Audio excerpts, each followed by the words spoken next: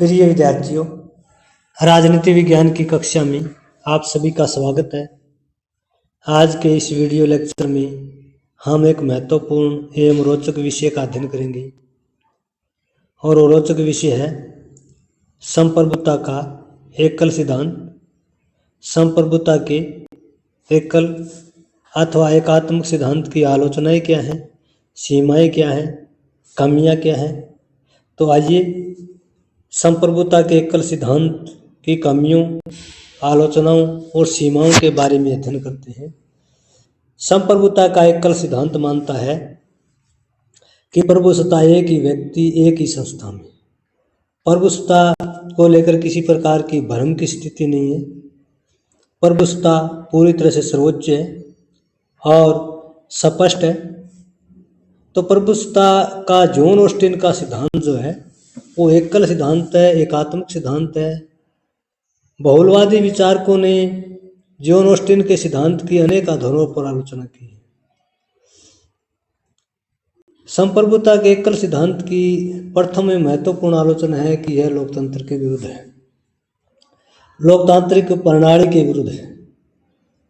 संप्रभुता का एकल सिद्धांत एक ही व्यक्ति या व्यक्ति समूह या संस्था में प्रभुसत्ता का निवास मानता है, जबकि लोकतांत्रिक प्रणाली देश के प्रत्येक व्यक्ति में, प्रत्येक नागरिक में संप्रभुता का निवास देखती है। इसलिए संप्रभुता का एकल सिद्धांत जन भागीदारी के विरुद्ध है। केवल एक ही व्यक्ति या व्यक्ति समूह में संप्रभुता को माना जाता है। आम व्यक्ति, आम नागरिक को यह सिद्धांत संप्रभु नहीं मानता। और लोकतंत्र प्रणाली में जनता सर्वोच्च होती है। हर व्यक्ति एक संप्रभु का अंश होता है। हर व्यक्ति का निर्णय जो है वो राष्ट्रीय स्तर पर निर्णायक होता है, चाहे वो आंतरिक प्रभुसत्ता हो या बाहरी प्रभुसत्ता हो। तो आलोचक मानते हैं कि वर्तमान समय लोकतांत्रिक राज्यों का युग है और लोकतांत्रिक शासन प्रणाली पूरे विश्व में लोकप्रिय है, जबकि जॉन ऑस्टिन का सिद्धांत जो है किसी एक व्यक्ति या समूह में संप्रभुता का निवास मानता है, इसलिए लोकतांत्रिक प्रणाली के विरुद्ध है। संप्रभुता की दूसरी महत्वपूर्ण आलोचना है संप्रभुता निश्चित नहीं। संप्रभुता को निश्चित नहीं किया जा सकता, क्योंकि लोकतांत्रिक देशों में प्रत्येक नागरिक जनप्रतिनिधियों के माध्यम से संप्रभुता का भोग करता है। लोकतांत्रिक देशों में कोई एक व्यक्ति देश की आंतरिक और बाहरी प्रभुसत्ता को लेकर निर्णायक भूमिका में नहीं होता, बल्कि सरकार और सरकार के माध्यम से आम जनता ही निर्णायक भूमिका में होती है। राज्य में जनता की इच्छा सर्वोपरि होती है। आम नागरिक अपने प्रतिनिधियों का चयन करता है और प्रतिनिधि जो है वो राज्य से संप्रभुता हासिल करके अपने देश के आंतरिक मामलों में और बाहरी मामलों में नीति निर्माण करते हैं, नियम निर्माण करते हैं, कानून निर्माण करते हैं, राज्य की संप्रभु शक्ति का उपभोग करते हैं। इसलिए संप्रभुता जो है किसी एक व्यक्ति में निश्चित नहीं। ये दूसरी महत्वपूर्ण आलोचना है एकल सिद्धांत की। एकल सिद्धांत की तीसरी महत्वपूर्ण आलोचना है कि कानून संप्रभु का आदेश नहीं। क्यों नहीं है? क्योंकि कानून जो है उसके सोर्सेज कोई एक नहीं, कानून के अनेक सोर्सेज हैं।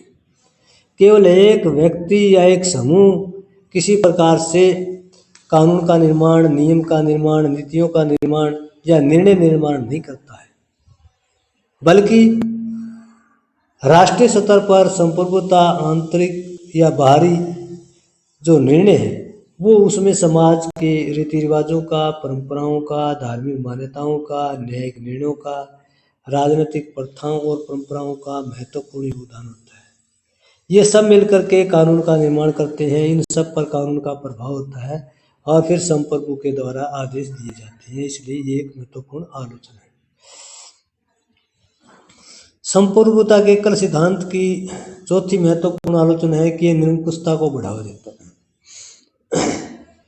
अगर एक ही व्यक्ति में, जैसे राजा है, शासक है, अधिनायकवादी है, उसमें संप्रभुता है, तो एक व्यक्ति जो है वो स्वेच्छाचारी हो सकता है, जन इच्छाचारी नहीं हो सकता। और एक व्यक्ति को संप्रभु मानना एक प्रकार से तानाशाही को, निरंकुशता को बढ़ावा देना है। संप्रभुता के आदेशों का पालन न करने पर दंड की व्यवस्था करना, भी आलोचना के योग्य है। विशेष करके जॉन ऑस्टिन शक्ति की तुलना में जन इच्छा का दमन करता है। जॉन ऑस्टिन मानता है कि शक्ति जो है संप्रभुता की वो सर्वश्रेष्ठ है, जनता की इच्छा का दमन करता है। यहाँ तक कि जो व्यक्ति संप्रभु के आदेशों का पालन नहीं करता उसके लिए दंड के प्रावधान का वो समर्थन करता है। तो एक प्रकार से संप्रभुता का एकल सिद्धांत निरंकुशता व तानाशाही को बढ़ावा देता है। ये इसकी प्रमुख आलोचना है। संप्रभुता के एकल सिद्धांत की पांचवी महत्वपूर्ण आलोचना है कि संप्रभुता का विभाज्य होना असंभव। आलोचक मानते हैं कि राज्य जो है अन्य संघों की तरह एक संघ है और अन्य संघों में भी शक्ति का आधार है। राज्य के समकक्ष और बहुत सारी सामाजिक आर्थिक संस्थाएं हैं, संगठन है, संघ है, इनमें भी शक्ति का निवास होता है। अकेले राज्य के पास सारी शक्ति नहीं होती। जैसे राज्य की शक्तियों का उपभोग कौन करता है? सरकार करती है। और सरकार में फिर कितने हैं? 3 अंग हैं, विधान पालिका, कार्यपालिका और न्यायपालिका।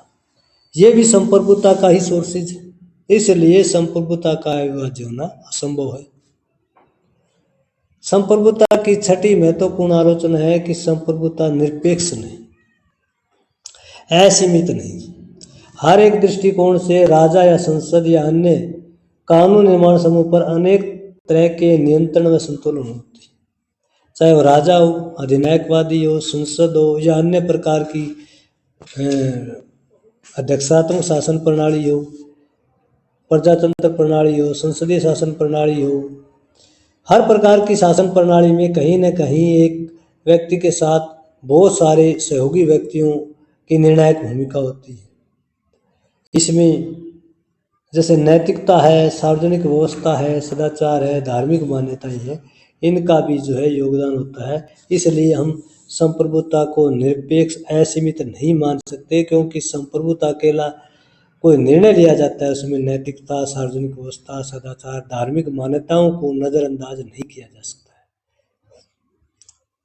संप्रभुता की 7वीं महत्वपूर्ण आलोचना है कि अंतर्राष्ट्रीयवाद के विरुद्ध। संप्रभुता का सिद्धांत राष्ट्रवाद का समर्थन करता है, राष्ट्र की शक्ति का समर्थन करता है, राष्ट्रीय शक्ति की संकीर्णता को प्रधानता प्रदान करता है। लेकिन वर्तमान युग जो है राष्ट्रवाद का नहीं, अंतर्राष्ट्रीयवाद का युग है। वर्तमान समय में दुनिया जो है इंफॉर्मेशन टेक्नोलॉजी के माध्यम से, ट्रांसपोर्ट के माध्यम से काफ़ी सीमित हो गई है।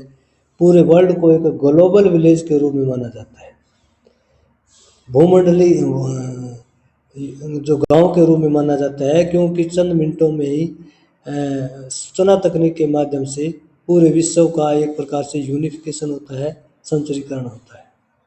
और वर्तमान समय में यूएनओ जैसा विश्व का बड़ा संगठन है जिसमें 193 कंट्री यूएनओ के मेंबर हैं और 16 विशिष्ट एजेंसीज हैं, जैसे अंकटाड है, यूनिसेफ है, WHO, WTO, international labour organisation, food and agriculture organisation, विश्व मौसम विज्ञान संघ। ये सभी संगठन अंतर्राष्ट्रीय स्तर पर मानव कल्याण में, मानव विकास में, मानव की भलाई के लिए, मानवतावाद को